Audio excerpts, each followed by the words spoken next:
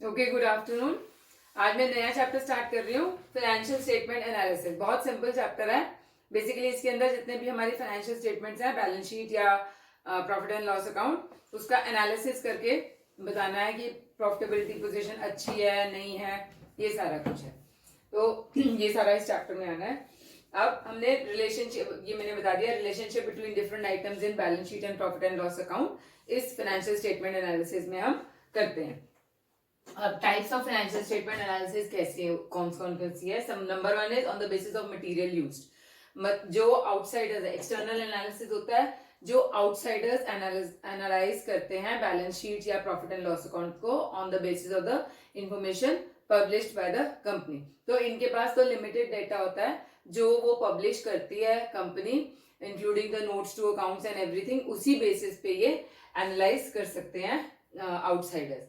Internal analysis होता है जो कंपनी, जिनके पास कंपनी का इंटरनल असेस होता है, जैसे कि एम्प्लॉइज ऑफ द कंपनीज हैं, वर्कर्स ऑफ द कंपनीज हैं, उनको इंटरनली ज्यादा पता होता है कि कौन सी आइटम किस तरीके से शो की गई हुई है और उसको कैसे इंटरप्रेट करना है। Number two is on the basis of modus operandi. इसके बेसिस पे या तो हॉरिजॉन्टल एनालिसिस है या वर्टिकल एनालिसिस है।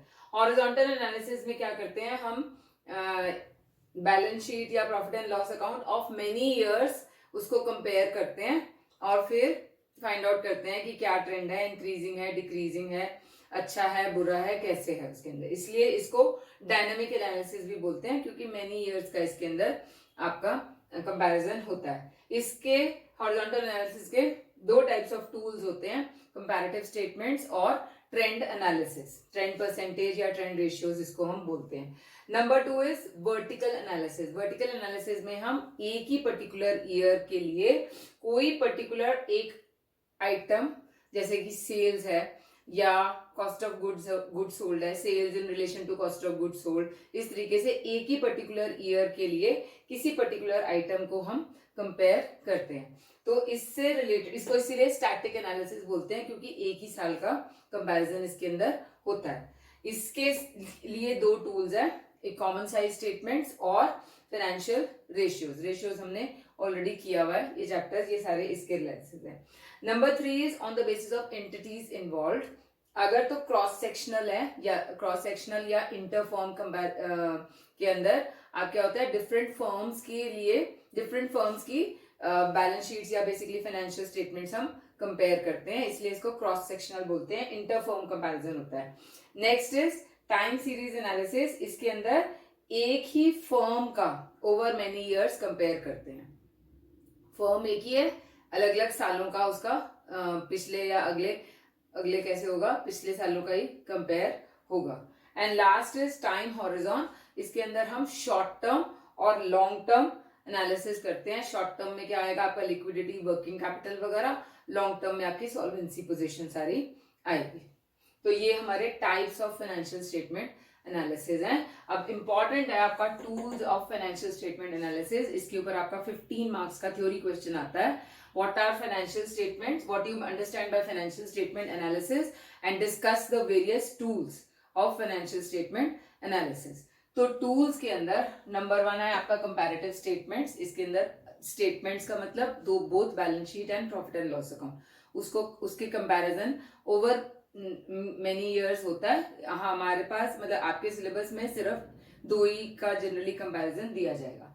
Number two is trend analysis. इसके अंदर हम कुछ रेशियोज कैलकुलेट करते हैं। कॉमन साइज है end fund flow and cash flow हमने कर लिया है डिस्कस, मतलब ऑलरेडी नेक्स्ट चैप्टर्स में आ चुका है। And last is your profit volume, cost volume profit analysis. तो आज हम स्टार्ट करेंगे सबसे पहले कंपैरेटिव स्टेटमेंट्स में। कंपैरेटिव स्टेटमेंट्स में आपकी सबसे पहले बैलेंस शीट को डिस्कस करते हैं, उसको कंपेयर कैसे करना है और उसको कैसे उसका एनालिसिस करना है। बैलेंस शीट के अंदर आपने तीन चीजें डिस्कस करनी है। नंबर वन इज आपका करंट फाइनेंशियल पोजीशन डिस्कस करना है आपने। इसमें अपने वर्किंग कैपिटल देखना है।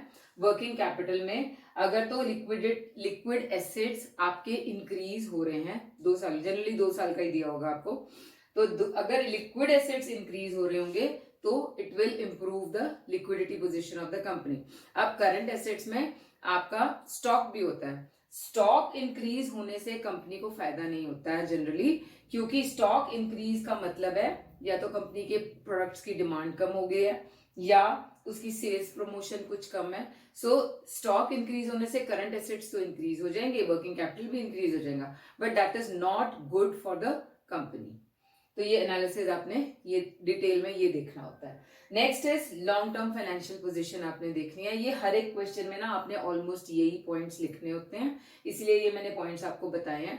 ऑलमोस्ट हर एक क्वेश्चन में कैलकुलेट करने के बाद आपको यही वाले पॉइंट्स डिस्कस करने हैं उसमें. Then long term financial position में आपने फिक्स्ड एसेट्स का इंक्रीज या डिक्रीज कंपेयर करना है लॉन्ग टर्म फंड्स का इंक्रीज या डिक्रीज. लॉन्ग टर्म फंड्स में आपके लॉन्ग टर्म लोन्स हो जाएंगे या कैपिटल हो जाएगा, उससे कंपेयर करना है फिक्स्ड एसेट्स का इंक्रीज या डिक्रीज. अगर तो फिक्स्ड एसेट्स का इंक्रीज जो है वो ज्यादा है then the increase in the long term funds, इसका मतलब कि part of the fixed assets are financed by the working capital.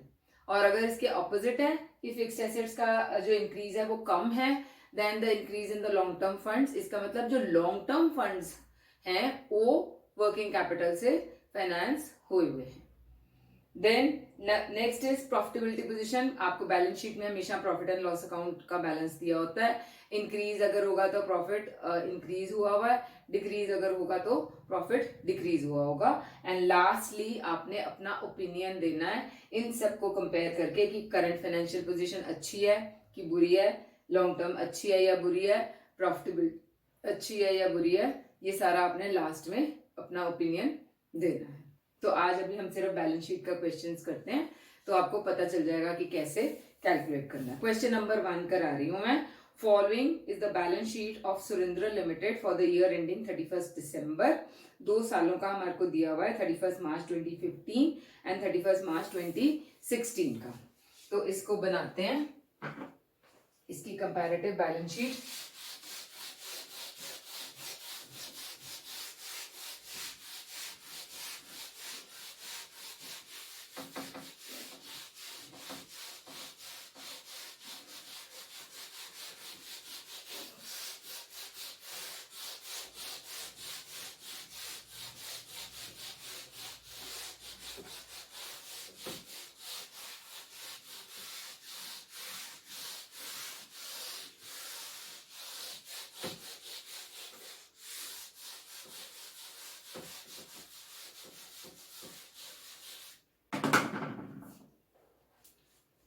Okay.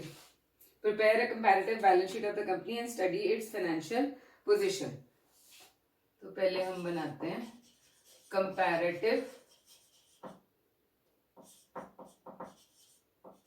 balance sheet of Surendra Limited. Surendra ही है ना? हाँ.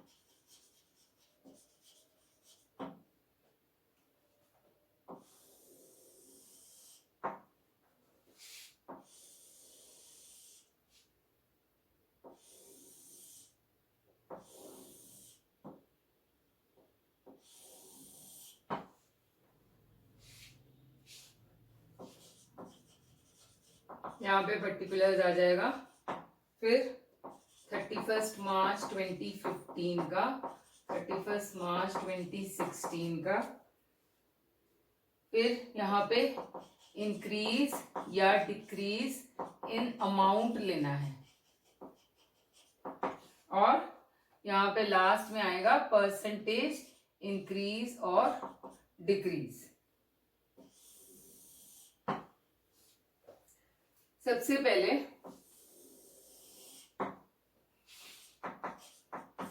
करंट एसेट्स ले लेते हैं. करंट एसेट्स में हमारा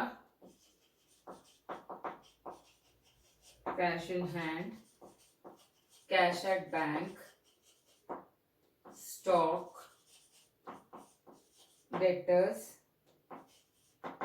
बिल्स रिसीवेबल और प्रीपेड एक्सपेंसेस.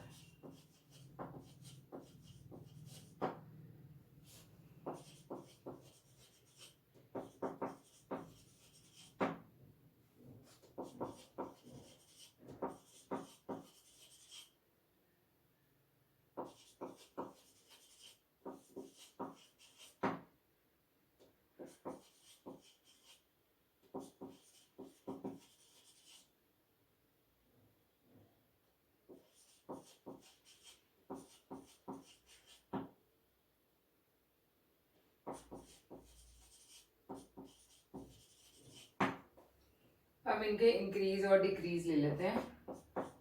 प्लस 13,000 है, plus 20, plus 10, plus 25, plus 40 and plus 2। ये तो सारे ही इंक्रीज हो रहे हैं। अब परसेंटेज इंक्रीज या डिक्रीज करना है। जो ये इंक्रीज है डिवाइड बाय ओरिजिनल, मतलब सबसे पहले वाला साल का, इंटू 100 करके। तो this will be 13,000 divide by 40,000 into 100, 32.5%। ये भी हमारा पॉजिटिव इंक्रीज आ जाएगा। देन 20,000 डिवाइड बाय 10,000 इंटू 100 करके 200% ये इंक्रीज हो जाएगा। इसी तरीके से बाकी भी निकाल लो।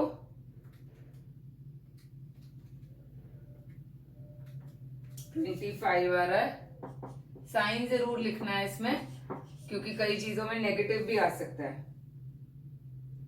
25,000 डिवाइड बाय 1 लाख, ये भी 25%।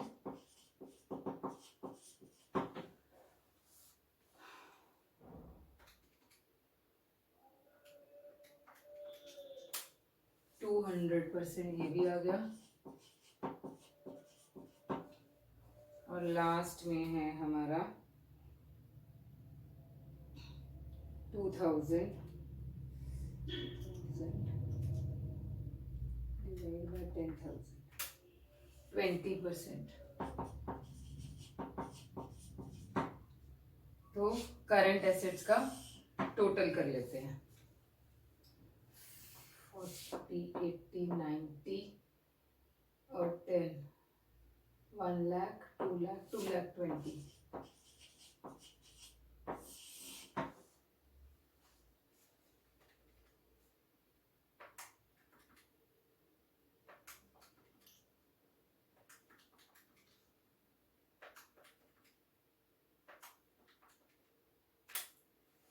$3,30,000। ये हो गए हमारे करंट एसेट्स। इसमें लाइन निकालनी है बीच में। यहाँ पे टोटल करंट एसेट्स लिख दो। उसके बाद हमारे को फिक्स्ड एसेट्स लेस डेप्रिसिएशन ही दिए हुए हैं। तो फिक्स्ड एसेट लेस डेप्रिसिएशन 2,40,000 और 3,50,000। इंक्रीज कितना हुआ है? 1,10,000 का इंक्रीज हुआ है अमाउंट में, और परसेंटेज में 45.83 प्लस 5.83%। अब ये हमारे टोटल एसेट्स यहाँ पर आ जाएंगे। 4,60,000, 6,80,000 टोटल एसेट्स आ गए।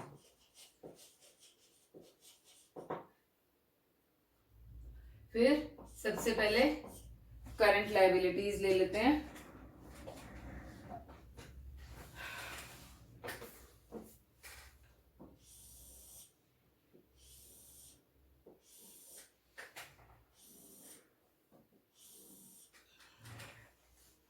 ओके, करंट लायबिलिटीज में bank overdraft, creditors, provision for tax,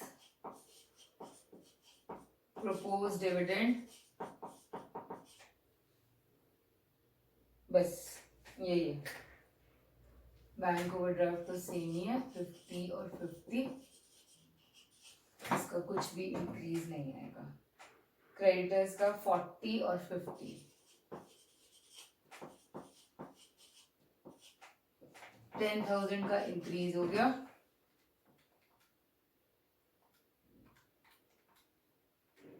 %25 का पॉजिटिव इंक्रीज है, प्लस डालना है।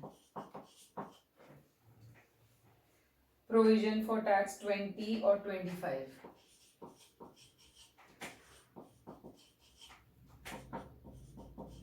प्लस 5000 का इंक्रीज हुआ है,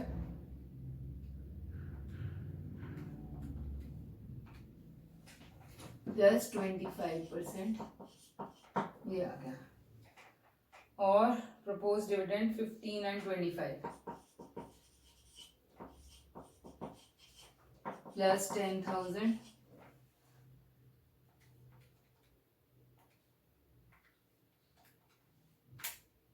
66.67 प्लस 66.7 कर लेते हैं, एक ही परसेंटेज है ऊपर। टोटल कर लेते हैं करंट लायबिलिटीज का 90, 110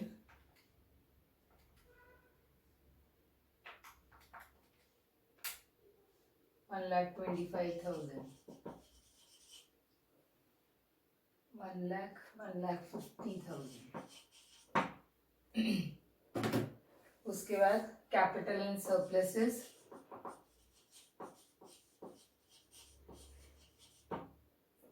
इक्विटी शेयर कैपिटल है 2 लाख और 3,30,000 का, 1,30,000 पॉजिटिव में इंक्रीज हुआ है, तो 1,30,000 divide by 2 lakh,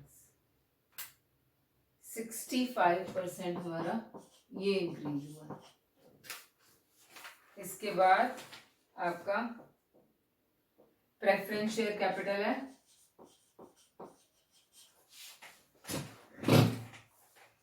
preference share capital 1 lakh और 1,50,000 है,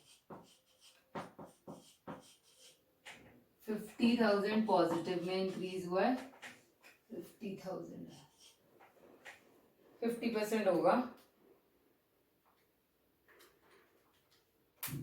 50% पॉजिटिव में इंक्रीज हुआ है। उसके बाद आपके रिजर्व्स हैं 20 और 30,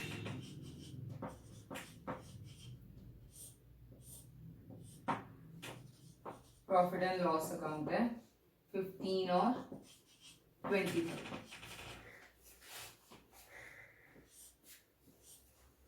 20 है ना, ये 10,000 पॉजिटिव में इंक्रीज हुआ है, और ये 5,000 पॉजिटिव में इंक्रीज हुआ है,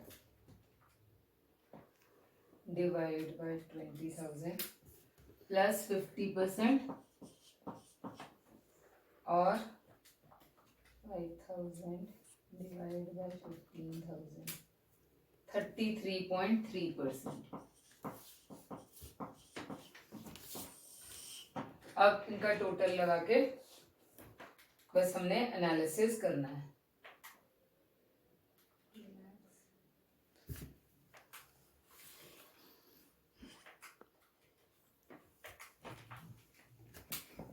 $4,60,000 और ये भी 6,80,000 ही आना चाहिए।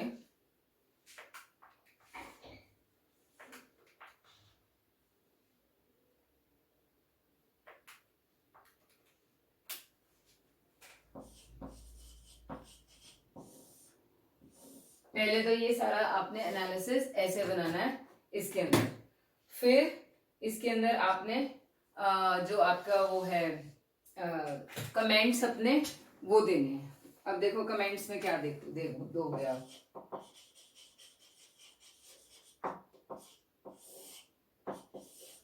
नंबर 1 आपने वर्किंग कैपिटल पोजीशन देखनी है दोनों की, और क्या है 2,20,000 है माइनस 1,25,000 कितना बना वर्किंग कैपिटल,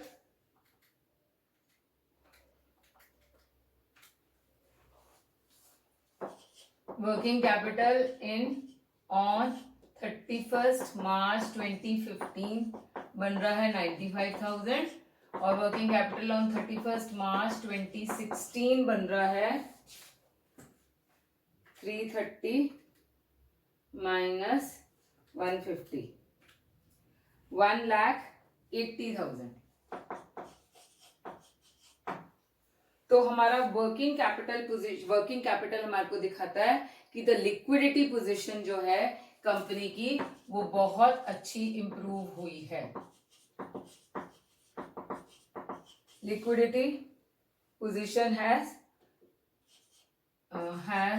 इंप्रूव्ड। इसके अंदर हमारे जो लिक्विड एसेट्स हैं वो भी इंक्रीज हुए हैं। लिक्विड एसेट्स का मतलब स्टॉक को हटा के, स्टॉक डेटर्स को हटा के बाकी के एसेट्स भी काफी अच्छे इंप्रूव हुए हैं।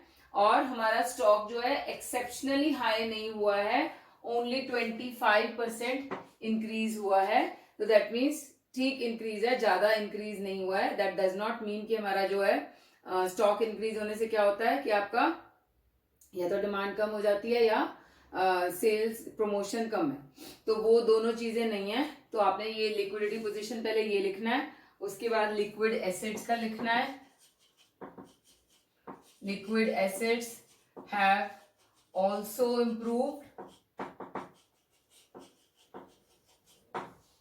ठीक है, ये चीज लिखनी है फर्स्ट पॉइंट में सारे। सिमिलरली स्टॉक का भी लिख लेना। स्टॉक जो है मार्जिनली इंक्रीज हुआ है, so that it is not मतलब unfavorable for the company. It is all the financial overall financial position, short term financial position जो है या liquidity position जो है वो आपकी काफी sound है। नंबर 2 में आप लिखोगे फिक्स्ड एसेट्स का। फिक्स्ड एसेट्स हमारे इंक्रीज हो रहे हैं कितने से? 1,10,000 से। इंक्रीज बाय 1,10,000 से। और हमारे लॉन्ग टर्म फंड्स जो हैं वो कितने से इंक्रीज हो रहे हैं? इक्विटी शेयर कैपिटल आपका इंक्रीज हो रहा है 1,30,000 से, और प्रेफरेंस शेयर कैपिटल आपका इंक्रीज हो रहा है 50,000 से। तो लॉन्ग टर्म फंड्स बेसिकली आपके 1,80,000 से इंक्रीज हो रहे हैं। Increase by 1,80,000। तो इसका मतलब क्या है कि सारे के सारे फिक्स्ड एसेट्स जो हैं financed by long term funds हैं। All fixed assets financed by long term funds. And long term funds जो है आपको और कहाँ यूज हो रहा होगा, क्योंकि ज्यादा है long term funds, working capital में बाकी का लॉन्ग टर्म फंड्स यूज हो रहा होगा। देन नेक्स्ट इज आपने लिखना है रिजर्व्स एंड सरप्लस के बारे में। ये हमारा ये हो गया। यहाँ पे अब रिजर्व्स एंड सरप्लस भी आपका इंक्रीज हो रहा है कितने से? 50, और profit and loss account increase हो रहा है 33%। ये हमारे प्रॉफिटेबिलिटी पोजीशन पे है, थर्ड वाले में। रिजर्व एंड सरप्लस इंक्रीज हो रहा है 50% से, और profit and loss account increase हो रहा है हमारा 33.3% से। तो इसका मतलब कि आपका प्रॉफिटेबिलिटी पोजीशन कंपनी की काफी अच्छी है, ये लिखना है आपने। अब ये तीनों पॉइंट्स लिख लिए। अब ओवरऑल ओपिनियन में आप लास्ट पॉइंट में क्या लिखोगे? That the solvent liquidity position of the company is equally good, and same is the solvency position. जो financial long term solvency position होती है कंपनी की, वो भी काफी अच्छी और काफी साउंड है। सिमिलरली आपकी जो प्रॉफिटेबिलिटी पोजीशन है वो भी इम्प्रूव हो गई है, तो हो रही है मतलब उसमें। तो लास्ट में आपने ओपिनियन बस यही लिखना है। इसके अंदर कोई ज्यादा टेक्निकल चीज नहीं है इसके अंदर, बस आपने जो आपका एनालिसिस किया हुआ है उसके अंदर जो मैंने पॉइंट्स बताए हैं बस उसी पॉइंट्स के ऊपर आपने लिख लेना है। तो question number 2 and question number 3 आपका होमवर्क है इससे रिलेटेड, और क्विकली ये 3-4 दिन में ये वाला चैप्टर कंप्लीट भी कर लेंगे। सिंपल सा चैप्टर है। So we'll continue in the next class.